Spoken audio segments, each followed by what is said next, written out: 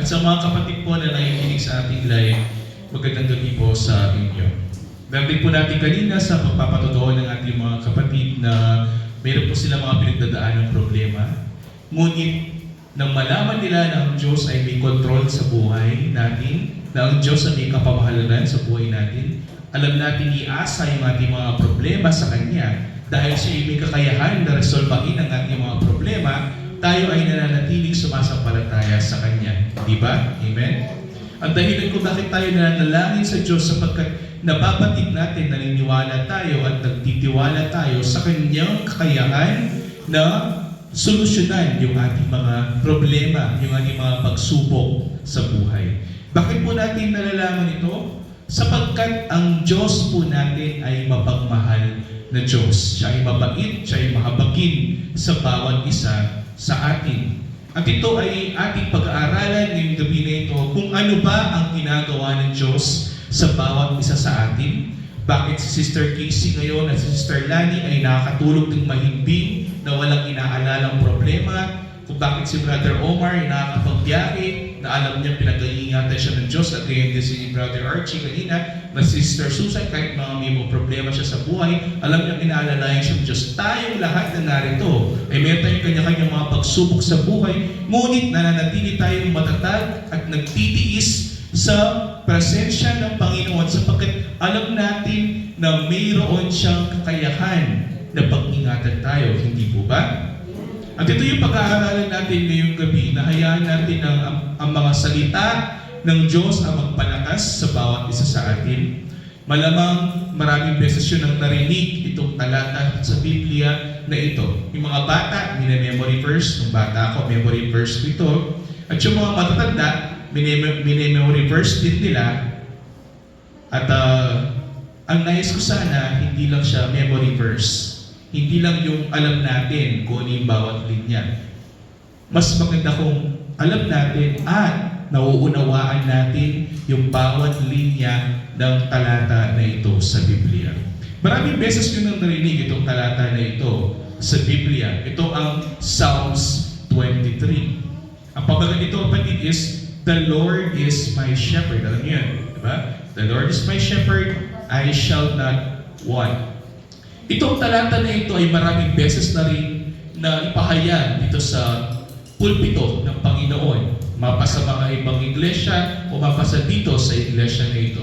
Ngunit ako po, this is my first time na nabigyan ako ng pagkakataon na ihayag ko po ito sa inyo sa isang interpretasyon na mas malalim kaysa sa ating napag-aralan na. So ito yung ating gagawin ngayong gabi na ito.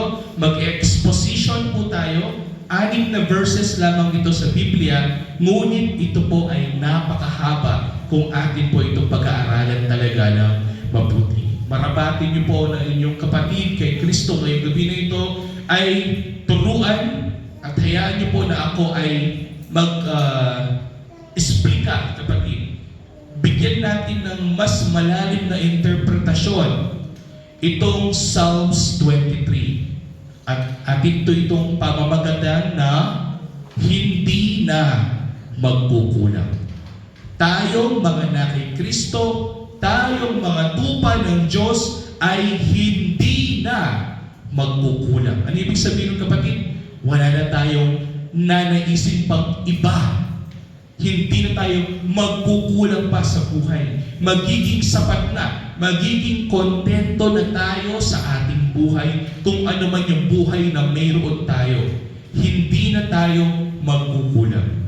Ito yung pag-aaralan natin ngayong gabi na ito. Sapagkat sa natural na estado ng tao, feeling niya sa kanyang buhay, parang laging may kulang.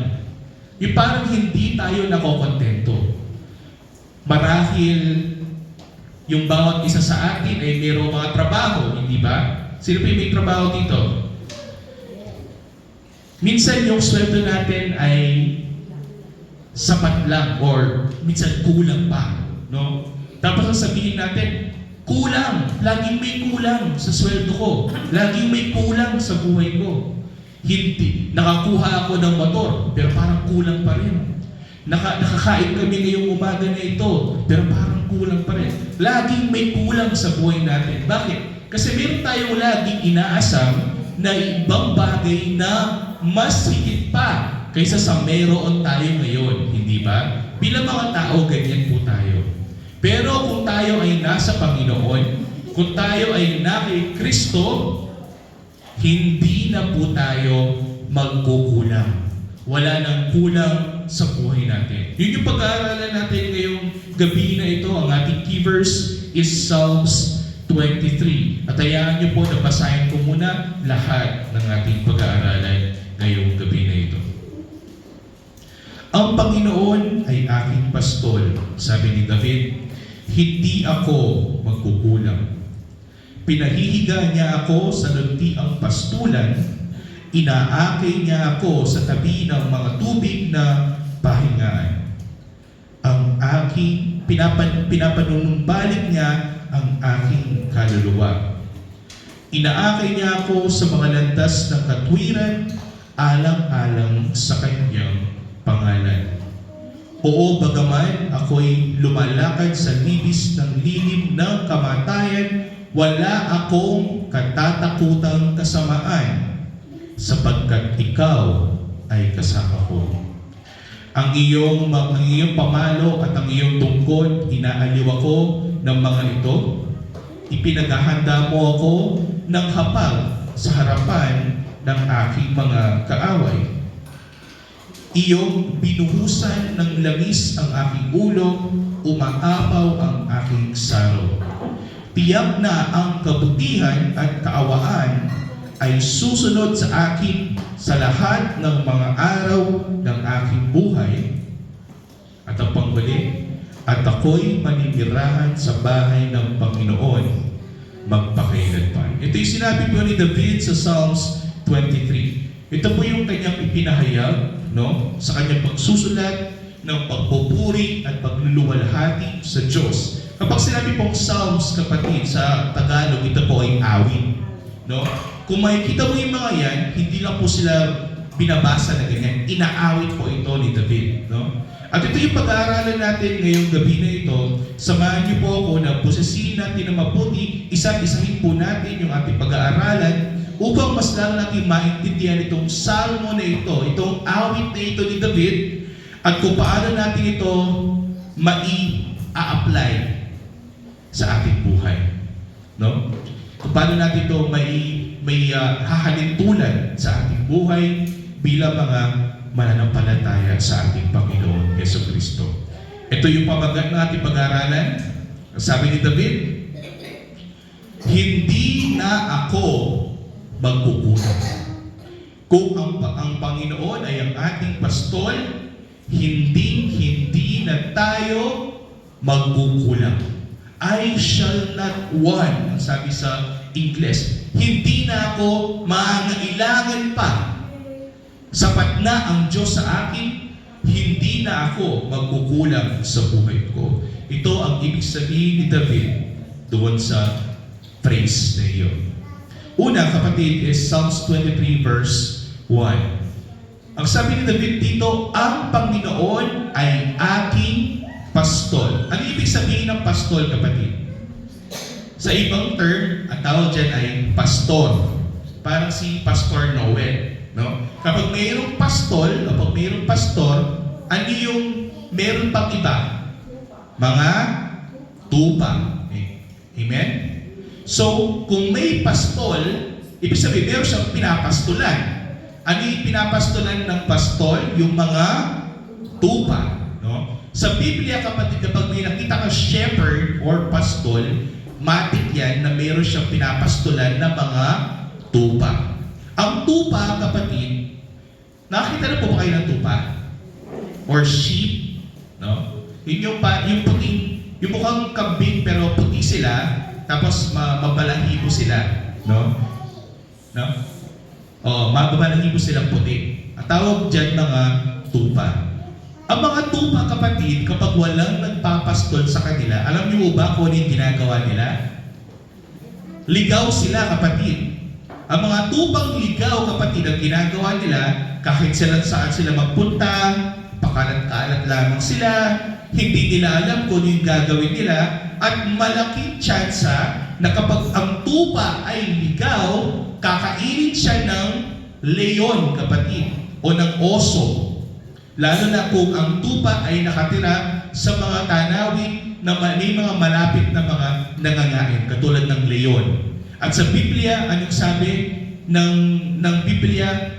Na halintulad daw sa isang leon na umuungal ang demonyo. At tayo, mga tao, ay inahalintulad sa isang tupa.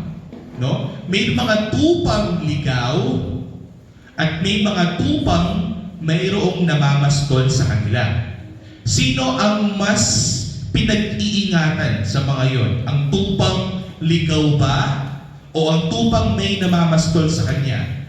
Hindi ba mas mayroong kaligtasan ang isang tupang mayroong namamastol sa kanya? Sapagkat kung mayroong tupang ligaw, ang isang tupang ligaw, hindi niya alam kung anong gagawin niya at malaki ang tsansa na makakain lamang siya ng isang leon o ng isang oso. Tandaan po natin, kapatid, ang tupa ay ang tao. No? So meron tayong dalawang klase ng tao. Isang tao o isang tupa na ligaw, na hindi niya alam kung saan siya pupunta. Sa Isaiah chapter 6, sasabi ni Isaiah, we are sheep. Para tayong mga tupang ligaw na hindi natin alam kung saan tayo pupunta. Ganyan tayo dati, kapatid. No? Wala tayong pastol na pumapastol sa atin. Ibig sabihin, mas malapit tayo sa disgrasya, mas malapit tayo na makuha tayo ng kaaway, mas malapit tayo sa kapahamakan, mas malapit tayo sa ating kamatayan. Ngunit, ngayon ay napahayag sa atin na bilang mga tupang ligaw ay mayroong naghahanap sa atin. Kung naliligaw ang isang tupa, may naghahanap sa atin.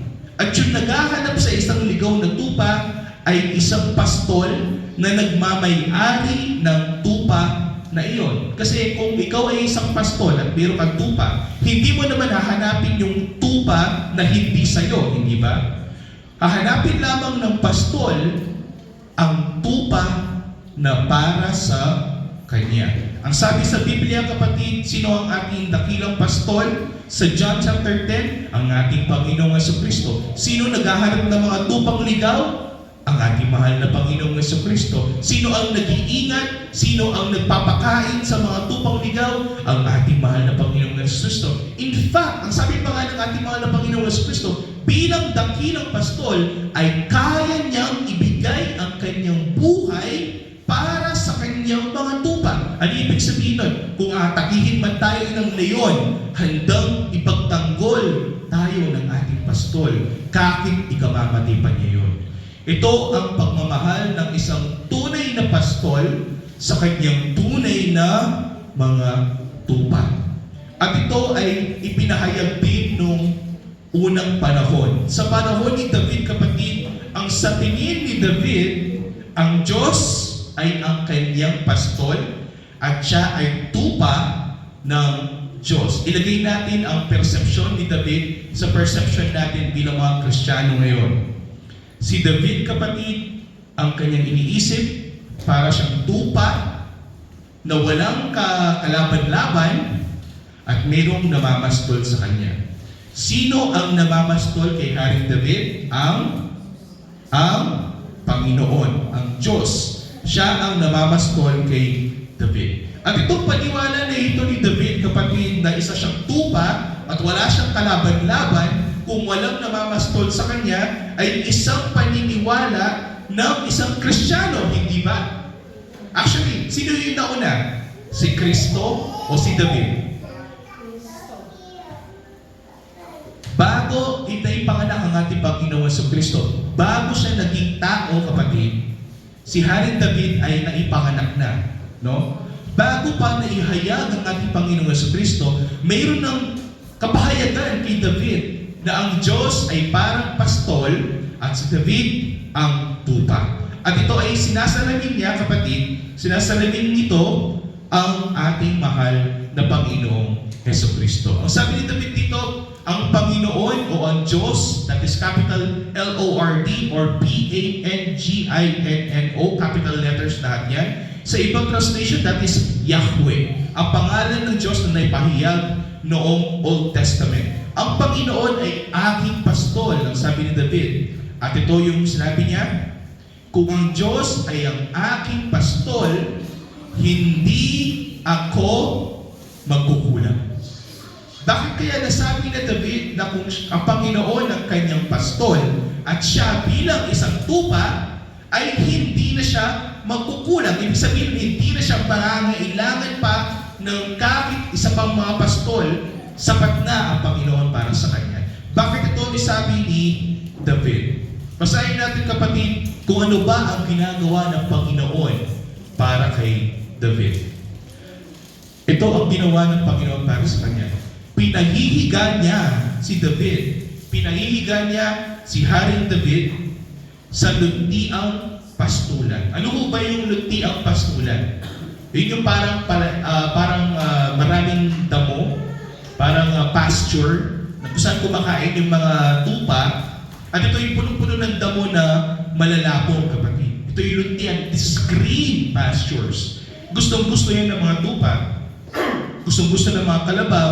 Gustong-gusto ng mga kambing, kapatid. Itong maraming damo na kulay luntian. No? Ito ang ginagawa ng Diyos kay David. Dinadalan niya si David sa luntiang pastulan at inaakay niya ako sa tabi ng mga tubig na pahingaan. Makikita mo dito, siya ay naidala, no? Siya ay inaakay ng Diyos sa tabi ng tubig na pahingaan. Kung ikaw ay isang tupa, kapatid, ang pinakamahalagang lugar kung saan ka dapat naroon ay malapit ka dapat sa iyong pagkain, which is ang lunti, ang pastulan, at malapit ka dapat sa iyong inumin, kung saan mayroong malinis na tubig sa iyong tabi. Hindi lamang yun, kapatid, ang tubig na ibinibigay ng Diyos sa tupa ay isang tubig na spill, kapatid. Isang tubig na hindi umaagos. Di ba? May tubig na parang sapa na umaagos yung tubig. Pero ang tubig na ibinibigay ng Diyos sa atin ay isang tubig na hindi umaagos. Bakit? Sapagkat ang isang tupa, kapag uminom siya ng tubig sa umaagos na sapa, pwede siyang anurin nito, kapatid. Pwede siyang kunin ng tubig. Pero ang Diyos, ang ginagawa niya, pinapainom tayo ng tubig sa isang tubig na hindi gumagalaw. Sa isang tubig na still, no? Upang tayo ay makainom ng mabuti na walang inaalala. Ito yung ginagawa ng Diyos sa bawat isa sa atin. Naka-ready na yung ating pagkain at naka-ready na yung ating tubig. Ito ang Diyos ni David na ginagawa niya sa bawat isa sa atin ngayong gabi na ito. Hindi lamang yun yung ginagawa ng Diyos kay David. Ito pa, kapatid, pinanunumbalik niya ang aking kaluluwa. Ano ibig sabihin ito, kapatid, sa English? He restored my soul. Ano ibig sabihin po nun? Kapag mayroon kang problema, mga pagsubok, mag-aagam-agam sa buhay, no? Ang ginagawa ng Diyos ay inaalis niya yung mga yon at binibigyan kanya ng isang kaluluwang payapa, kapatid. No? Ang Diyos ay pinapalitan yung ating kaluluwang laging mayroong mga problema, mga pagsubok, may mga iniisip, maraming agam-agam, pinapalitan niya ng isang kaluluwang payapa upang tayo ay hindi na maging balisapa, upang tayo ay hindi na mag-asampa ng mga ibang bagay. Ang Diyos ay magiging sapat na sa bawat isa sa atin. Ito yung sinasabi ni David, kapatid, na pinanunumbalik ng Diyos ang kanyang kaluluwa. Kapag ikaw ay may problema, ano yung nangyayari sa atin? Nadi-discourage po tayo. Kapag meron tayong mga pagsubok, ano nangyayari sa atin? Nanghihina tayo. Kapag meron tayong mga pinagdadaan ng mga pag-uusig ng mga ibang tao, sinasabihan tayo na para tayo mga walang pinag-aralan, hindi nakakaunawa, no? Minsan napaghihinaan tayo ng loob. No? Minsan, meron lamang isang problema sa isang kapatiran, parang ayaw na natin dumalo sa gawain ng Diyos. O kapag nakikita natin si sister ganito o si brother ganito, nawawalan tayo ng gana pumunta sa gawain ng Diyos. Kasi meron tayong mga iniisip na mga bagay, na mga problema na sila yung bumabagabag sa atin. Na sila yung nagbibigay sa atin ng malalim na hindi magandang pag-iisip. Ngunit kapag nalalaman natin na ang Diyos ay ang ating pastol, at alam natin na ang Diyos ay kasama natin, mayroon siyang inihandang pagkain natin, mayroon siyang hinihandang tubig natin sa pang-araw-araw nating buhay. At hindi lamang yun, binibigyan niya tayo ng bagong kaluluwa sa araw-araw ng ating buhay, binibigyan niya tayo ng kaluluwang payapa sa ating buhay. Nakakalimutan natin yung mga pagsubok na yan kapag nalalaman natin na ang Diyos ay ang ating pastol. Ito yung sinasabi ni Pablo dito na pinunumbalik ng Diyos ang kanyang kaluluwa. Na kapag meron tayong pagsubok, mga suliranin sa buhay, alam natin na ang Diyos, ang kanyang kahabagan, ay bago sa araw-araw. Di ba? Alam natin ito, His mercies are new every morning. Kapag nalalaman natin yung mga bagay na ito ay nagpapalakas sa bawat isa sa ating. Binibigyan ng kalakasan ang ating kaluluwa. Pinunumbalik ng Diyos ang kagalakan ng ating kaluluwa. At hindi lamang ito, kapatid. Kung meron ka ng pagkain, meron ka ng tubig, meron kang kapayapaan ng inyong kaluluwa, inaakay ka rin ng Diyos sa landas ng katuwiran. Alam natin ito, kapatid. Ano kasi yung katuwiran sa Ingles? Righteousness. Pag sinabing katuwiran or righteousness, kapatid, ito yung pagiging matuwid sa harapan ng Diyos. Alam naman natin, lahat tayo, kapatid, ay hindi matuwid sa harapan ng Diyos, hindi ba? Tayong lahat, bawat isa sa atin, ay makasalanan. Tayong lahat ay gumawa ng kasalanan, 1, 2, 100, kapatid. Tayong lahat na narito, kung harap tayo sa hukom ng ating Panginoon, tayong lahat ay magiging makasalanan sa kanyang harapan. Ngunit ang paniwala ni David ay ito. Ang Diyos mismo, bagamat si David ay hindi karapat-dapat, ang Diyos mismo ang umaakay sa kanya sa landas patungo sa katuwiran. Ano po ibig sabihin nun? Ang Diyos mismo sa kanyang kamay, sa kanyang kapamahalanan, ang siyang nagbigay sa atin ng katuwiran. Ang dahilan kung bakit tayo ay gumagawa ng mabuti, ang dahilan kung bakit tayo ay naging matuwid sa harapan ng Diyos, ay dahil din sa kanyang mga kamay, ay dahil din sa kanyang pag-aakay sa bawat isa sa atin. Napag-aralan natin ito, tayo ay naging matuwid sa harapan ng Diyos, hindi sa pamamagitan ng paggawa ng mabuti, hindi sa pamamagitan ng pagsunod ng katuwiran ng Diyos. Hindi, kapatid, sapagkat hindi natin kayang gawin yon sa ating natural na estado. Tayo mga tupang ligaw, tayo patay sa Espiritu. Kung wala tayong pastol, hindi tayo magiging matuwid. Ito yung sinasabi ng Biblia. Kaya nga sabi ng Biblia, by grace alone, sa pamamagitan ng biyaya, pinili ka ng iyong dakilang pastol upang ikaw ay kanyang iakay, kapatid. Ikaw ay kanyang bigyan ng landas na iyong lalakaran. Itong katwiran na ito ay naihanda ng dakilang pastol para sa iyo upang iyong lakaran. Saan natin narinig ito? Sa Ephesians chapter 2, verse 10. Diba sa verse 8? Sa pamamagitan ng biyaya kayo na inaligtas. Ito ay sa pamamagitan ng pananampalataya, hindi ito sa pamamagitan ng inyong mabubuti mga gawa upang ni isa sa atin ay huwag magmayabang. Sa verse 10 sinabi ni Pablo, tayo ay nilikha ng Diyos para kay Kristo Jesus upang gumawa ng mabubuting mga gawa. Para gumawa ng mga mabubuting mga gawa na inihanda na ng Diyos upang siya nating lakaran.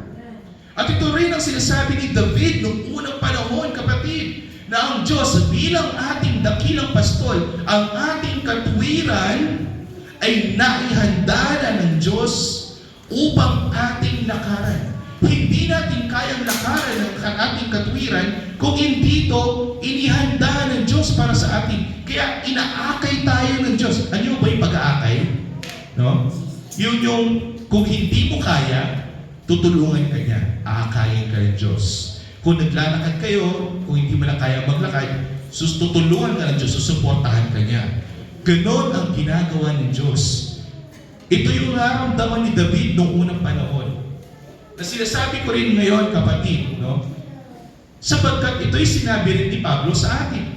Kapag tayo ay nangihina, hindi na natin kayang lumakad sa katwiran ng Diyos. Kapag tayo ay nagkakaroon ng pagsubok, hindi na natin kayang sumunod sa mga katwiran ng Diyos. Tayo ay tinatamad na sa pagdalo. Tayo ay nawawalan ng gana sa pagdalo. Sino ang ibinigay ng Diyos sa bawat isa sa atin upang siya ang tumulong sa atin?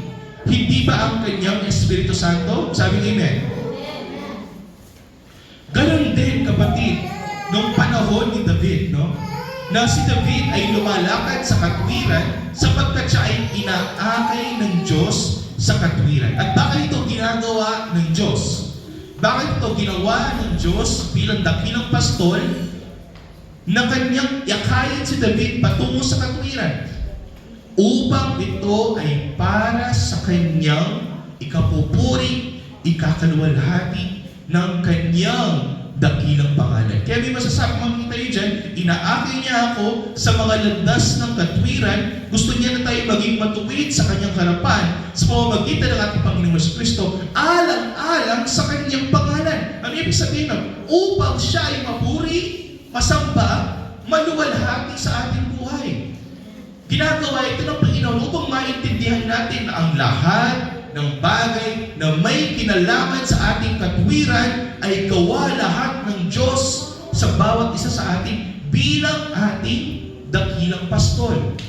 Kung ikaw ay isang tupa at wala kang pastol na gumagawa niyan para sa iyo, magiging matuwid kaya sa harapan ng Diyos? Hindi, kapatid.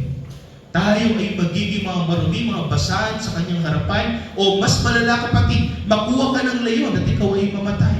Ngunit ang Diyos bilang ating dakilang pastol, tayo ay inaakay niya sa mga landas ng katwiran. Bakit ito ginagawa ng ating dakilang pastol? Sapagkat sa tuwing tayo ay lumalakad sa landas ng katwiran, alam natin sa ating buhay na mayroon tayong kaligtasan. Hindi ba? Amen? Nalalaman natin yung mga bagay dito upang ang pangalan ng Diyos ay mapuri sa ating buhay. Ang sabi ni David, bagaman ako'y lumalakad sa libis ng lilim ng kamatayan. Ano yung sinasabi ni David dito, kapatid? Bagaman siya pa rin ay lumalakad sa isang mundo na punong-puno ng mga taong kaaway niya, no? Tandaan natin, nung sinulat ito ni David, kapatid, siya ay hari. At kung siya ay hari ng Israel, mayroon siya mga iba't ibang mga bansa na kalaban. Marami siyang mga kaaway, kapatid, na kanyang ginigera araw-araw. At ang Israel, kapatid, ay napapalibutan ng maraming mga kaaway. Mayroong mga Palestino, mayroong mga Samaritano, may mga Canaanites, mga iba't ibang lahi, kapatid, na umaatake sa Israel. At ito, sabi ni David, bagaman ako ay lumalakad sa libis ng lilim ng kamatayan, bagamat alam niya na mayroon pa rin tsansa na siya ay mamatay. Bagamat alam niya na mayroon pa rin mga tsansa na siya ay magkaroon ng pagsubok, suliranin, karamdaman sa buhay. Bagamat alam niya na pwede siyang ma-aksidente at mawalan ng buhay, pwede mangyari yung hindi niya gusto sa kanyang buhay. Ano yung pilosopo? Ano yung pilosopiya ni David? Ano yung iniisip ni David? Bagamat siya'y lumalakad sa lilim ng kamatayan, na pwede siyang mamatay kahit anong oras, any moment, wala siyang kinatatakutang kasamaan. Ito yung sinabi ni David, bagamat ako'y lumalakad sa libis ng lilim ng kamatayan, wala akong katatakutang kasamaan. Bakit ito nilasabi ni David na kahit siya ay lumalakad sa gitna ng kanyang mga kaaway, na kahit anong oras, Kahit anong minuto, pwede siyang patayin ng kanyang kaaway. Parang ganyan din tayo, kapatid. Anytime, pwede tayong mamatay. Hindi mo alam na ma-atake ka pala, ma-aksidente ka pala mamaya, o magkakaroon ka ng karamdaman na wala ng solusyon, no? Bagamat alam natin yung mga bagay na ito, hindi tayo natatakot. Wala tayong kinatatakutan. Bakit? Ang sabi ni David, wala akong katatakutang kasamaan sapagkat ikaw ay kasama ko. Ito yung sinabi ni David, kapatid. Kahit mayroon siyang mga problema, mga pagsubok, mga suliranin sa buhay, wala siyang kinatatakutang kasamaan sapagkat alam niya sa kanyang buhay na kasama niya ang kanyang dakilang pastol. Ganyan din ba tayo, mga kapatid? Pag meron tayong mga dinadanas na mga pagsubok, mga suliranin, si Brother Paul, nung muntik na siyang namatay sa kanyang karamdaman, ano kaya yung naisip ng ating kapatid? Natakot ba siya sa kamatayan? Si Sister Casey, noong 3 years ago, nung nagkaroon siya ng dagot sa kanyang buhay, na akala niya wala na siyang pag-asa, naisip ba niya na anytime kukunin na siya ng Diyos? Ako, kapatid, nung nangyari yon, ako ay surrender na sa Panginoon, to tell you honestly. No? Ang sabi ko sa Panginoon, Diyos, kung nais mo na kunin mo na ang aking buhay, kunin mo na ang aking buhay. Yun yung aking sinabi, mahal na kapatid. Bakit ko nasabi yun? Sapagkat alam ko kung ang Diyos ang nagbigay sa akin ng buhay, siya rin naman ang kukuha nito eh. So, yung mga oras na yun, kapatid, wala akong kinatakutan. Kahit kamatayan pa, hindi ko siya kinatakutan. Bakit? Sapagkat alam ko na kasama ko ang Diyos. Kahit anong mangyari, alam ko kasama ko ang Diyos. At ito ang nais na ipabatid ni David sa bawat isa sa atin. Bagamat tayo ay nakakaranas pa rin ng karamdaman, mga sakit, problema, wala tayong pera, maaaring may mangyari sa atin. Bagamat nasa libis tayo ng kamatayan, huwag tayong matatakot. Huwag kang matakot. Bakit? Kasi kasama natin ang Diyos. Ano yung pinakamadalas na utos ng Diyos sa bawat isa sa atin? Ano yung pinakamadalas na ginagamit na utos ng Diyos sa bawat isa sa atin? Alam niyo po ba? Huwag kang matakot.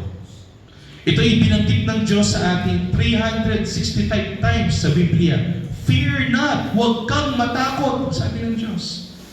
Bakit niya ito inulit ng 365 times? Ilang araw ba sa isang taon? 365 days. Ang nais ng Diyos, araw-araw, alalahanin natin sa ating buhay ang kanyang utos sa bawat isa sa atin. Huwag kang matakot. May pagsubok, huwag kang matakot.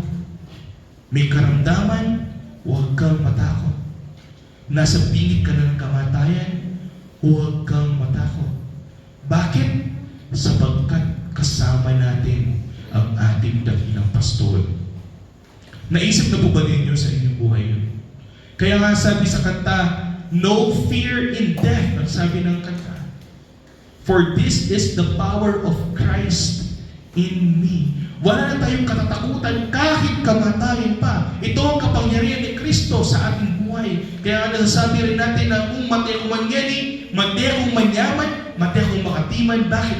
Dahil alam natin na ang ating kaluluwa ay nakaangkla na sa ating dakilang pastol. Naniniwala po ba tayo doon? Bakit tayo na kay Kristo? Kasi nais natin na tayo ay may angkla sa Kanya. Sapagkat nais natin na nasa presensya tayo ng ating Panginoon.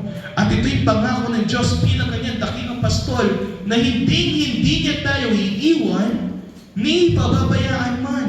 Kaya nasabi ni David dito na bilang dakilang pastol, kahit tayo ay nasa bingit ng kamatayan, wala tayong kakatakutan. Sapagkat alam alam natin na kasama natin ang Diyos. Sabi pa ni David, ang iyong pamalo at ang iyong tungkod, inaaliw ako ng mga ito. Alam niyo ho ba yung, di ba may tupa, tapos may pastol? Alam niyo ho ba yung dalawang hinahawakan ng pastol? Yung isa, tungkod. Parang si Moises, staff. Yung tungkod, kapatid, ang ginagamit ng pastol upang kapag siya ay naglalakad, lalo na sa mga bundok, meron siyang pangsuporta. At hindi lamang yun. Yung tungkod na yun, kapatid, yung sinusundan ng mga tupa. No? Kapag nais ng pastol na ilagay dito sa lugar na ito yung tupa, ang gagawin niya, kukunin niya yung kanyang tungkod, tapos gaganyarin niya, iaakay niya yung tupa papunta sa direksyon na iyon. Yun yung ginagawa ng pastol. At ano pa? Ano yung hawak niya? Pamalo. Bakit may hawak siyang pamalo? Sa Ingles is rod. Upang kung matigas naman yung ulo ng tupa, ayaw niyang sumunod, papaluin ng pastol. Ang pagpalo ng pastol sa tupa noong unang panahon, kapatid, ay hindi pagpalo sa ulo o sa katawan. Saan niya papaluin ng tupa? Sa paa. Bakit? Upang kung ang tupa sa tigas ng kanyang ulo siya ay naliligaw, kung pinalo niya sa paa, masasaktan ang kanyang paa, hindi na siya gagalaw, kapatid. Ibig sabihin, susunod na lamang siya kung saan yung daloy ng mga ibang tupa. Ganyan din ang ginagawa ng Panginoon. Sa pagdidiretso niya sa buhay natin kapag tayo ay lumilihis sa kasamaan. Lumilihis tayo sa kasalanan. Bumabalik tayo sa mga gawa ng mundong ito. Ano yung gagawin ng Diyos bilang ating dakilang pastol? Ikaw ay kanyang aakain pabalik sa tamang lugar, aakain kanya sa landas ng katuwiran, at kung matigas pa rin yung ulo mo, papaluin ka ng Diyos. Ano yung pagpapalo ng Diyos na ginagawa niya sa buhay natin? Maraming paraan upang gawin ng Diyos dito sa buhay natin. Pwedeng bigyan niya tayo ng problema, mawalan ka ng trabaho, bigyan ka niya ng karamdaman, bigyan ka niya ng pagsubok sa buhay. Ito yung ginagawa ng Diyos na pagpapalo sa bawat isa sa atin upang malaman natin sa ating buhay na, kailangan ko ng pastol. Kailangan ko ang tulong ng aking pastol sa mga oras na ito. Napalo na po ba tayo ng Diyos? Sino na yung nakaranas ng pagpapalo ng Diyos dito? Magsabing amen. Amen. Marahil lahat tayo. Nakaranas na tayo ng mga pagpapalo, no? Sa iba't ibang kaparaanan. Nawalan ka ng pinagkakakitaan, na-bankrupt ang iyong business, nasira ang iyong motor na pinamamasada, hindi ka nakabili ng inyong mga ilalako mamaya. Meron tayong kanya-kanya mga pinagdadaan ng mga problema, mga pagsubok. Pero alalahanin natin, kung ang pastol ay hinahayaan niya na maranasan natin yung mga bagay na ito ay pagdidirekta ng pastol sa atin upang tayo ay bumalik sa landas ng katuwiran, kapatid. Kung tayo ay naliligaw, palayo sa Kanya, papaluin ka ng pastol upang bumalik ka sa Kanya. Ano yung ginagawa natin? Ako, kapatid, matagal ako nawala sa iglesia. 15 years.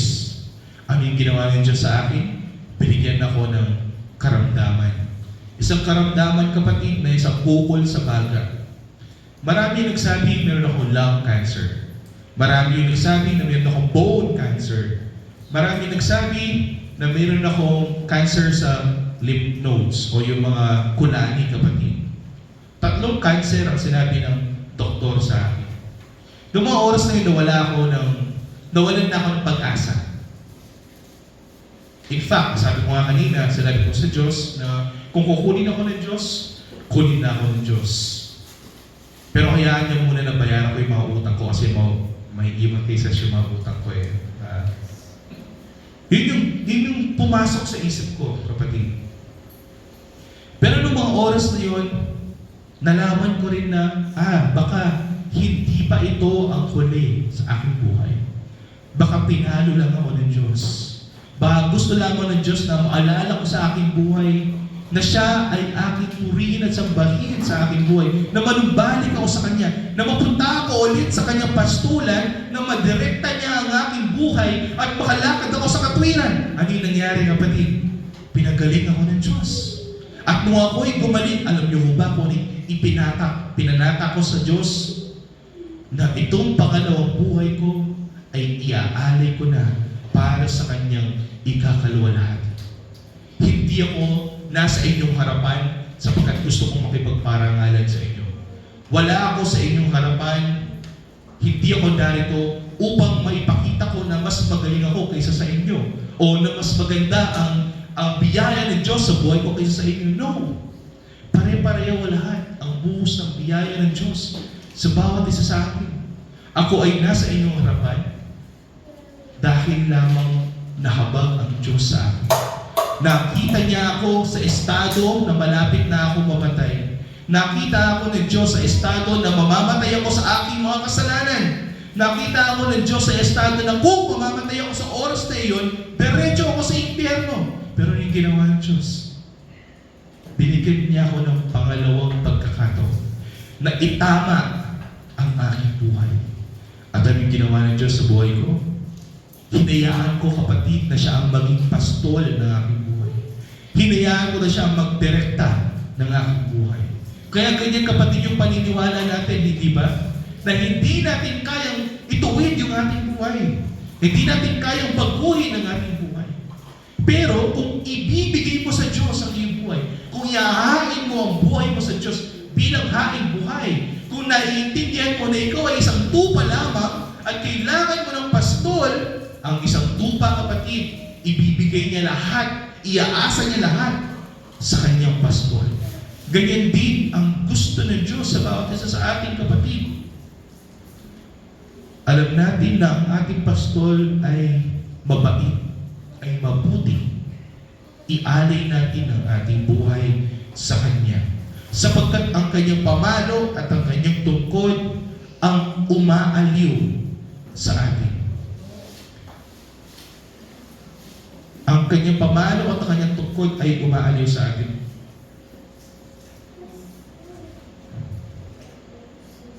Ano pa? Nag-move kasi for some reason. Inihahanda, sabi nito, ipinaghahanda mo ako ng hapag sa harapan ng aking mga kaaway. Bakit ito nasabi ni David na ipinaghahanda daw siya ng hapag sa harapan ng kanyang mga kaaway? Ano yung hapag, kapatid? Ano yung hapag? Pag sinabing hapag kainan, ano yung sabihin doon? Table, kapatid. Pag mesa, may hapag, may table. Ano yung sabihin doon? Mayroong kakainin. Meron tayong pagsasaluhan, no? Ang ginawa daw ng Diyos kay David bilang tupa ay ipinaghahanda siya ng hapag sa harapan ng kanyang mga kaaway. Ano ibig sabihin nun? Na ihanda ng Diyos para sa kanya ang kanyang kakanin sa harapan ng kanyang kaaway. Ibig sabihin, nakikipagsalo-salo ang Diyos kay David kahit siya ay nasa bingit ng kamatayan. At kung ako ay naghahanda ng hapag para sa inyo, ang ibig sabihin nun, ako ang inyong host. Parang ganito yan, kapatid. I-invite ko kayo, yayayain ko kayo lahat na pumunta sa bahay. Tapos, papakainin ko kayo. Ipaghahanda ko kayo ng isang hapag at kayo ay kakain, may ipagsalo-salo kasama ko. Ang tawag ng kapatid ay paghahanda ng hapag. Kaya ang tawag ng Biblia sa ating Panginoon is the Lord of Hosts. Bakit? Sapagkat ang Diyos ay nagyayaya ng mga tao na makipagsalo-salo sa Kanya sa hapag. Ganon din ang naramdaman ni David, kapatid. Nung siya ay nasa Panginoon, nung siya ay nasa ilalim ng pastol, ng kapangyarihan ng pastol, siya ay ipinaghahanda ng Diyos ng hapag sa harapan ng mga kaaway, na ipagsalo-salo siya sa harapan ng Diyos at wala siyang problema. Wala siyang iniisip na mga problema, mga pagsubok sa kanyang buhay. Sapagkat alam niya na ang naghanda ng hapag ay ang Panginoon. Ang naghanda ng kanyang pagsasaluhan ay ang Diyos. Sa harapan ng kaaway, kapatid, wala siyang iniisip. Kahit nasa harapan niya ang mga kaaway niya, wala siyang iniisip, kapatid, sapagkat alam niya sa kanyang harapan, ang Diyos mismo ang naghanda ng hapag. Ano pa? Iyong binuhusan ng langis ang aking ulo, umaapaw ang aking saro. Noong mga unang panahon, kapatid, kapag nagyayaya ang hari sa isang kaharian upang ikaw ay makipagsalo-salo sa isang hari, o ako, kung magyayaman ako sa bahay upang kayo makipagsalo-salo sa akin, ang gagawin ko, kapatid, bilang kayo na aking mga guests, bilang aking mga panauhin, ang gagawin ko, kapatid, ay maglalagay ako ng oil, kapatid. Ano yung oil? Langis sa ulo natin, sa ulo ninyo bilang aking mga panauhin. Itong langis na ito, kapatid, ay mabango. Parang siyang perfume, kapatid, parang siyang pabango sa mga panauhin upang sila ay masiyahan. Ito yung ginagawa ng Diyos kay David. Every time na lang na lumalapit si David sa Panginoon, binubuhusan ng Panginoon ng langis ang kanyang ulo na isang palatandaan na siya ay panauhin sa bahay ng Panginoon. At hindi lamang yun, dahil nalalaman ni David itong bagay na ito na ginagawa ng Panginoon sa kanya, umaapaw ang kanyang kaligayahan, umaapaw ang kanyang saro. At itong ginawa ng Diyos kay David ay nagbigay ng katiyakan sa kanya. Ano yung naisip ni David? Tiyak na ang kabutihan at kawaan ay susunod sa akin sa lahat ng mga araw ng aking buhay. Ito yung naisip ni David, kapatid. No? Sa lahat ng ginawa ng Diyos sa kanya, may pastulan na, may tubig na, meron na siyang may pamalo ang Diyos, mayroon tungkod ang Diyos, mayroong binigay ng Diyos sa kanya ng katwiran, may ibinigay ng Diyos sa kanya ng pagpapalakas, hindi niya kailangan pa ng iba pang bagay. Ito yung katiyakan ng David sa buhay niya. Tiyak na ang kabutihan at kaawaan ng Diyos ay susunod na sa kanyang buhay. Ganon din tayo, kapatid. Bilang mga sumasampalataya sa ating Panginoong Jesucristo, meron tayong katiyakan na ang kabutihan ng Diyos at ang kaawaan ng Diyos ay susunod na sa bawat araw ng ating buhay. Ano po ibig sabihin nito? Ang ibig sabihin nito, kung iniligtas ka ng Diyos, kung ang Diyos ang iyong dakilang pastol, hindi ka na kailanpaman mawawala pa sa Kanya. Tiyak na ang kabutihan ng Diyos ay mapapasayo. Tiyak na ang kawaan ng Diyos ay mapapasayo sa araw-araw ng iyong buhay. Kaya ano sabi ni Jeremiah, His mercies are new every morning. Ang kanyang kahabagan, ang kanyang kawaan ay bago sa araw-araw. Sapagkat ito yung mangyayari sa bawat isa sa atin na sumasampalataya sa ating Panginoong Jesucristo na nangyari kay David noong mga unang panahon. At itong bagay na ito, ang pangako ng Diyos kay David. Ang sabi ni David, at ako'y maninirahan sa bahay ng Panginoon magpakailanman. Ito ang naramdaman ni David, kapatid. Bagamat may pagsubok sa buhay niya, bagamat may mga problema, bagamat may kamatayan na naghihintay sa kanya, nasa palibot siya ng kanyang mga kaaway, alam niya, kahit anong mangyari, siya ay maninirahan sa bahay ng Panginoon. Saan ang bahay ng Panginoon, kapatid? Saan ang bahay ng Panginoon? Sa langit. At ito ay mangyayari hindi lamang paila-ilang taon. Ito ay mangyayari magpakailanman, kapatid. Ang sabi ni David na siya ay maninirahan sa bahay ng Panginoon magpakailanman. Ganyan din ng nais ko, kapatid, na isipin natin sa ating buhay. Na kay Kristo tayo, sapagkat tayo ay mga tupang ligaw, kailangan natin ng dakilang pastol, isang mabuting pastol, isang pastol na kayang ibigay ang kanyang buhay para sa atin. Isang pastol na mag-iingat sa atin na hindi na tayo kailanpaman makuha pa ng kaaway o mapatay ng leon. Pati, kailangan natin ng isang pastol na ganon. Hindi ba? Ang sabi sa Biblia, may ganon bang pastol? May ganon po bang pastol? Amen. Ang sabi sa John chapter 10, ang ating Panginoong Jesucristo ay ang ating dakilang pastol. Ito ang ginawa ng Diyos sa bawat isa sa atin. Ibinigay niya ang ating Panginoong Jesucristo bilang ating pastol upang siya nating pagkatiwalaan at salbantayan sa ating buhay. Tayo ay mananampalataya sa kakayahan ng ating dakilang pastol na tayo ay kanyang pag-ingatan. At ang pangako ni Jesucristo sa bawat isa sa atin, kung tayo ay mananatiling kanyang mga tupa, tayo ay kanyang pag-iingatan, pagdating ng araw, tayo ay maninirahan sa bahay ng Panginoon, magpakailanman. Mayroon ko ba kayong napansin sa ating napag-aralan? Ang sabi dito sa ating napag-aralan, sabi ni David, ang Panginoon ang aking pastol at hindi na ako magkukulang. Ano ibig sabihin nun? Wala na siyang hihingin pa. Bakit? Ano yung ginagawa ng Panginoon? Pinapahiga niya ako, sabi niya. Ang Diyos ang gumagawa nun, pinapahiga niya si David sa luntiang pastulan. Inaakay niya ako sa tabi ng tubig sa pahingahan. Sino gumawa ng pag-aakay kay David? Ang Diyos. Pinanunumbalik niya ang aking kaluluwa. Sino ang gumagawa nun? Ang Diyos. Inaakay niya ako sa landas ng katwiran, alang-alang sa kanyang pangalan. Sino ang gumagawa ng kay David? Ang Diyos. Bagamat ako'y lumalakad sa libis ng kamatayan, wala akong matatakutan sapagkat kasama niya ang Diyos. Bakit wala siyang kinatatakutan? Kasi kasama niya ang mga pamalo at ang iyong tungkod ang umaaliw sa akin. Sino ang umaaliw daw sa kanya? Ang Diyos.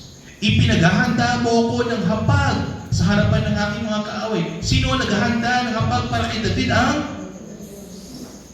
ito pa, iyong binuhos ng langis ang aking ulo. Sino nagbuhos ng langis? Sino nag-anoint kay David? Ang Diyos. At dahil ginawa ito lahat ng Diyos para kay David, nalalaman ni David na wala siyang kayang gawin kundi umasa sa lahat ng mga bagay na yan na ginagawa ng Diyos. Kaya nga nasabi ni David na kung ginagawa ito lahat ng Diyos sa aking buhay, tiyak, sabi niya, tiyak na kabutihan at kawaan ay susunod sa akin. Sapagkat ang Diyos lahat ang gumagawa ng mga bagay na ito. At hindi pa. Kapag ang Diyos lahat ang gumagawa ng mga bagay na yan, ang Diyos lahat ang gumagawa ng mga bagay na may kinalaman sa ating mga kaligtasan bilang mga tupa, mayroon tayong katiyakan na pagdating ng araw, tayo ay maninirahan sa bahay ng Panginoon. Sapagkat kung ginagawa ito ng Panginoon sa ating buhay, mayroon siyang layunin. Hindi ka naman iaakay ng Diyos sa katwiran kung hindi ka niya ililigtas. Kasi mayroon pong mga kapatid na niniwala ko, iaakay siya ng Diyos patungo sa katwiran, tapos pagdating ng araw, bibitawan na lamang siya ng Panginoon. Hayaan na lamang siya ng Panginoon. Mawawalan na lamang siya ng kaligtasan. No. Kung ikaw ay na kay Kristo, kapatid, totoong na kay Kristo, hindi ka na niya bibitawan pa. Hindi ka nakakayaan pa. Sapagkat lahat ng yan ay ginawa ng Diyos sa buhay natin. Ang lahat ay gawa ng Panginoon sa atin. Wala tayong ginawa, kapatid, tayo mga tupa, tayo ay walang kalaban-laban sa harapan ng pastol. Pero kung tayo ay nasa ilalim ng poder ng pastol at iaasa natin ang buhay natin sa mabuting pastol, alam natin na mayroong magandang kahatungan ng ating mga buhay bilang mga tupa. Amen? Hindi na tayo mga tupang ligaw, tayo na ngayon ay mga tupang natagpuan na ng Diyos. Ang Diyos ay ang ating pastol, dahil doon, wala na tayong kailangan pa. Hindi na tayo magkukulang pa sa buhay natin. Ang mangyayari, siya ay magiging sapat na sa buhay natin. At ito'y maganda. Hindi lang siya sapat na. ang Diyos ay magiging higit pa sa ating buhay. May problema ka? Unahin mo ang Diyos. May pagsubok ka? Unahin mo ang Diyos. May karamdaman ka? Unahin mo ang Diyos. At ano yung pangako ng Diyos sa bawat isa sa atin? Seek ye first the kingdom of God and His righteousness. At lahat ng kailangan mo ay ibibigay sa iyo. Philippians chapter 4, ang nasabi na ni Sister Susan kanina, and God will supply all my needs according to His riches and glory. Ibibigay ng Diyos lahat ng ating pangangailangan ng naaayon sa Kanyang kalooban. Kapag nalalaman natin yung mga bagay na yan, magiging sapat na ang Diyos sa bawat isa sa atin at hindi na tayo kailan pa magkukulang sa buhay natin. Amen? Tayo manalangin. Ama, maraming salamat sa iyong mga banal na salita. Maraming salamat kami yung itanong po ngayong gabi na ito upang marinig itong mga ito. Hayaan mo, Diyos, na kung ano man po kami pinagdadaan ng mga pagsubok, mga suliranin, mga problema sa aming buhay.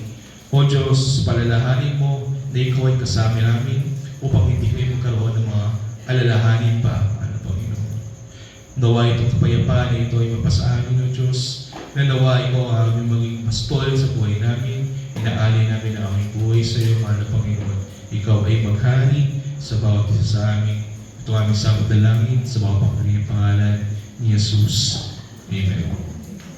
Sa ating pong pagpapatuloy, at tayo po ay manalangin sa ating mga pangangailangan at tayo po ay taimtim na dumaing sa ating Panginoon ngayong gabi na ito. Ama, batid mo, O Diyos, sa aming pangangailangan sa aming buhay. Batid mo, O Diyos, na kami hindi mga kanya-kanyang mga pinagdaanan, mga pagsubok, mga suliranin, mga problema. At batid mo rin, O Diyos, kung ano ang kalooban ng bawat isa sa amin. Batid namin, mahal na Panginoon, na wala kaming magagawa kung hindi ito nananais ng inyong kalooban. Kaya parapatin mo, mahal na Panginoon, na kung ano man po ang aming mga pinagdadaan ng mga pagsubok, mga suliranin, mga karamdaman, mahal na Panginoon, ito po ay inyong pagalingin, mahal na Panginoon. Alam po namin na ang inyong kalooban ay mabuti sa bawat isa sa amin. Hayaan mo, O Diyos, na itong aming mga katawang nasisira, mahal na Panginoon, ito'y palakasin. Itong karamdaman na aming nararamdaman ngayong gabi nito, itong sakit na aming nararamdaman ngayong gabi nito, mahal na Panginoon, ito ay inyong pagalingin. Gamitin niyo po ang aming katawan, O Diyos, upang itong katawan na ito ay mapalakas sa ikapupuri at ikakalwalhati ng iyong pangalan. At hayaan mo, O Diyos, na itong mga suliranin, mga pagsubok na ito, ito ay masolusyonan, mahal na Panginoon, walang imposible sa iyo. Upang kami po'y magkaroon ng kapayapaan, mahal na Panginoon, at magamit mo pa kami, lalo pa sa ikakalwalhati ng iyong pangalan. Ganon din, Diyos, batid po namin na ang bawat isa na narito ay mayroon din kanya-kanyang mga ninanais. O Diyos, ibigay mo sa kanila, kung hindi man ito labag sa iyong kalooban, ibigay mo sa bawat isa sa amin, O Diyos, ang ninanais ng aming mga puso, mahal na Panginoon. Walang imposible sa iyo, O Diyos. Mangyari naman ang iyong mga salita sa bawat isa sa amin. Ito ang aming sabot na langin sa bawat pangalan ni Jesus. Amen.